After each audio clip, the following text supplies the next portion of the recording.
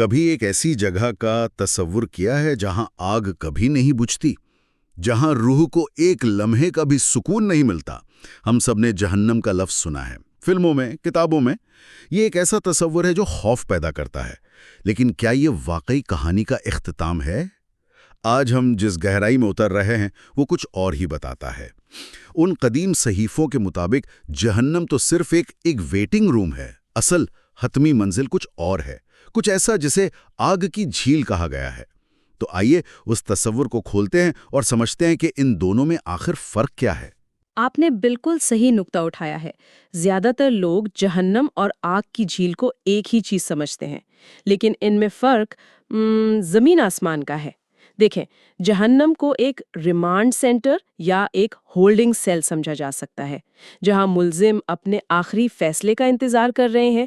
یہ ایک عارضی جگہ ہے، جبکہ آگ کی جھیل وہ حتمی فیصلہ ہے، جس کے بعد کوئی اپیل، کوئی دوسرا موقع نہیں ہے۔ یہ ابدی سزا ہے۔ اچھا، تو جہنم ایک طرح کی انتظار گاہ ہے۔ یہ بات ہی اپنے آپ میں بہت دلچسپ ہے۔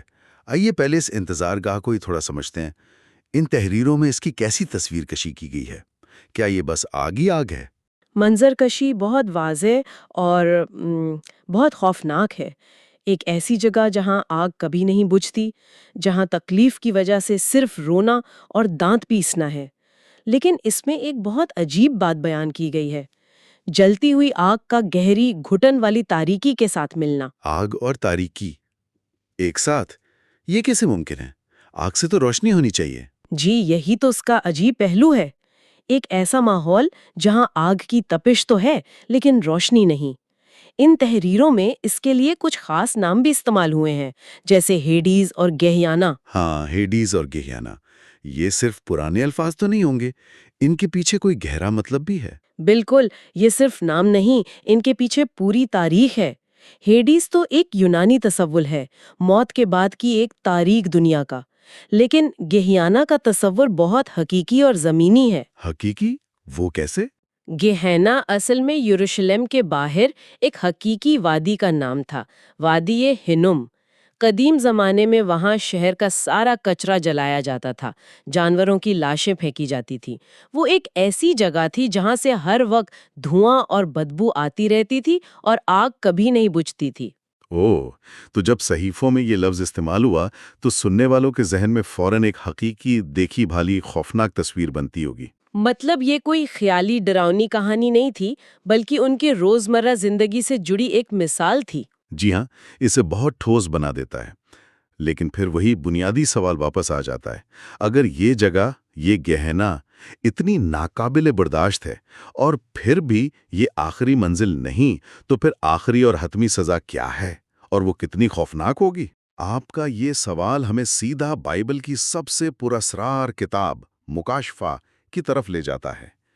وہاں جس منظر کی تصویر کشی کی گئی ہے وہ صرف جہنم کی آزاد سے کہیں آگے کی بات ہے۔ ایک کائناتی پیمانے پر ہونے والے حساب کتاب کا دن، یوم حساب۔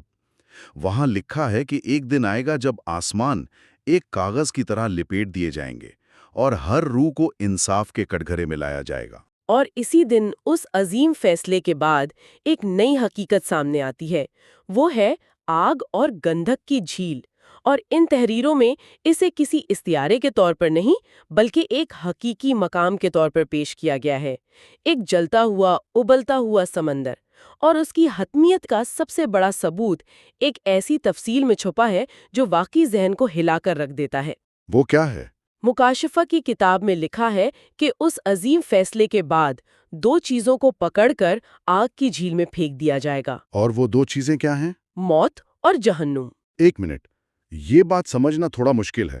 موت اور جہنم کو ہی آگ کی جھیل میں پھینک دیا جاتا ہے؟ جی، تو اس کا مطلب تو یہ ہوا کہ مرنے کا آپشن بھی ختم ہو جاتا ہے۔ عام طور پر تو بدترین اذیت سے نجات موت میں سمجھی جاتی ہے، لیکن یہاں تو موت خود ایک قیدی ہے۔ یہ سوچ ہی عجیب ہے۔ یہی اس کا سب سے خوفناک پہلو ہے۔ یہ وہ مقام ہے جہاں موت خود مر جاتی ہے۔ فنا ہونے کا، ختم ہو جانے کا تصور ہی ختم ہو جاتا ہے۔ اس کا مطلب ہے کہ وہاں امید کا کوئی ذرہ باقی نہیں رہتا، بچ نکلنے کا کوئی راستہ نہیں۔ یہ خدا سے دائمی جدائی کی ایک ایسی حالت ہے جو کبھی ختم نہیں ہوگی۔ تو آئیے اس آگ کی جھیل کی نوعیت کو تھوڑا اور سمجھ لیں۔ اگر یہ موت کو بھی ختم کر دیتی ہے تو اس کی آگ کیسی ہوگی؟ یہ ہماری دنیا کی آگ جیسی تو نہیں ہو سکتی جو ہر چیز کو جلا کر راکھ کر دیتی ہے۔ بالکل نہیں۔ ان تحریروں کے مطابق یہ آگ جلاتی ہے لیکن فنا نہیں کرتی۔ یہ اذیت دینے کے لیے ہے، ختم کرنے کے لیے نہیں۔ ہر لمحہ تکلیف کا ایک نیا آغاز ہوتا ہے جو ابدیت تک جاری رہتا ہے۔ اور یہاں بھی تاریکی کا ذکر ہے، لیکن یہ وہ تاریکی نہیں جو روشنی نہ ہونے سے پیدا ہوتی ہے، بلکہ ایک ٹھوس، دم گھونٹ دینے والی تاریکی ہے جو وہاں قید روحوں کو گھیر لیتی ہے۔ تو کیا وہاں مکمل اندھیرا ہوتا ہے؟ نہیں، اور یہی بات اسے مزید اذیتناک بناتی ہے۔ آگ کی روشنی صرف اتنی ہے کہ ہر کوئی اپنے ارد گرد موجود دوسری روحوں کے اذیت زدہ چہرے اور ان کی تکلیف دیکھ سکے۔ ایک ایسی روشنی جو تسلی نہیں دیتی بلکہ دوسروں کی تکلیف دکھا کر اپنی اذیت کو اور بڑھاتی ہے۔ یہ جسمانی اذیت تو اپنی جگہ، لیکن اس کا نفسیاتی پہلو وہ اس سے بھی زیادہ پریشان کن لگتا ہے۔ جب آپ کہتی ہیں کہ یادداشتیں ختم نہیں ہوتی، تو کیا اس کا مطلب یہ ہے کہ انسان اپنی غلطیوں، اپنے گناہوں اور ان تمام موقعوں کو جو اس نے گنوا دیے بار بار یاد کرتا رہے گا؟ آپ نے اس کی روح کو پکڑ لیا ہے۔ وقت وہاں اپنا مطلب کھو دیتا ہے اور ابدیت خود ایک لعنت بن جاتی ہے۔ گزری ہوئی زندگی کی ہر یاد، ہر وہ لمحہ جب صحیح انتخاب کیا جا سکتا تھا، ایک زہر کی طرح روح میں اترتا رہتا ہے اور تکلیف کو 1000 گنا بڑھا دیتا ہے۔ اور اس کے ساتھ وہاں کے ماحول کا تضاد، ایک ہی وقت میں مکمل طور پر تنہا بھی ہونا اور لاکھوں چیختی ہوئی روحوں کی بھیڑ میں بھی، یہ تو اذیت کی ایک بالکل نئی تعریف ہے۔ جی، یہ مکمل تنہائی اور نہ ختم ہونے والے شور کا ایک ناقابل تصور امتزاج ہے۔ وہاں کوئی سکون نہیں، کوئی راحت نہیں، پانی کا ایک قطرہ تک نہیں، صرف ایک لامتناہی نہ ختم ہونے والی اذیت کی حالت ہے۔ ان تحریروں میں یہ بھی واضح کیا گیا ہے کہ یہ انجام کس کے لیے مخصوص ہے۔ ہاں، اس کی فہرست بہت واضح ہے۔ اس میں شیطان اور اس کے فرشتے، وہ شخصیات جنہیں حیوان اور جھوٹا نبی کہا گیا ہے، اور ان کے ساتھ وہ تمام لوگ شامل ہیں جنہوں نے جان بوجھ کر خدا کی رحمت اور سچائی کو رد کر دیا۔ ان تحریروں میں اسے ایک انتباہ کے طور پر پیش کیا گیا ہے جو صدیوں سے گونج رہا ہے۔ یہ صرف ایک ڈراؤنی کہانی نہیں بلکہ ایک بہت سنجیدہ تنبیہ ہے۔ اگر ہم اسے بڑے تناظر میں دیکھیں تو یہ سارا تصور انتخاب اور اس کے نتیجے کے گرد گھومتا ہے۔ کیا ایسا ہی ہے؟ بالکل، اس کا مرکزی خیال یہی ہے۔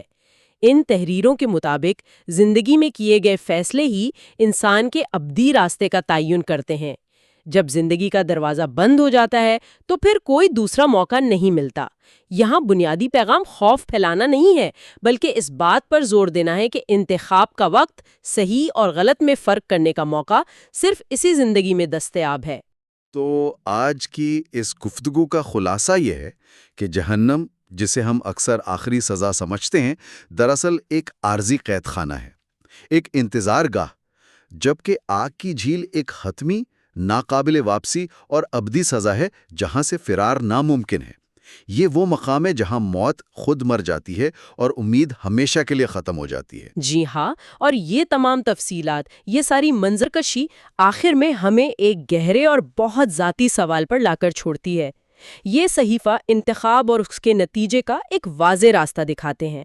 تو اصل سوال آگ کی نوعیت یا اذیت کی مدت کے بارے میں نہیں رہ جاتا۔ تو پھر اصل سوال کیا ہے؟ اصل سوال یہ ہے کہ زندگی کے اس مختصر وقفے میں جو ہمیں ملا ہے، ہمارے فیصلوں کی نوعیت کیا ہے؟ ہم کس چیز کا انتخاب کر رہے ہیں؟ کیونکہ ان تحریروں کے مطابق ہماری ابدیت کا تمام تر انحصار انہی فیصلوں پر ہے۔